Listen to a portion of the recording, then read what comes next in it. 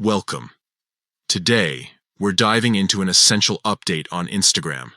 How to change who can reply to your Instagram stories.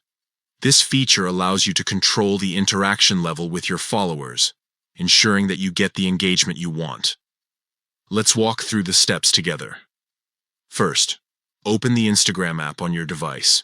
Make sure you're logged into your account so you can access all the features. Next, click on your profile located at the bottom right corner of the screen.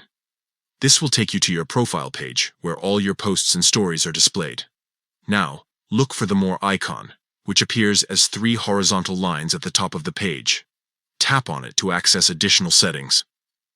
From here, navigate to Message and Story Replies. You'll see an option for Story Replies. Click on that to proceed. In this section, you can make your changes. You'll have options to allow replies from everyone or just from people you follow. Choose the setting that best suits your preferences for engagement. Once you've made your selection, simply exit out of the settings.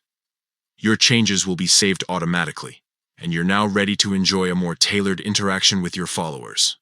This update is a fantastic way to enhance your Instagram experience and manage how you connect with others on the platform.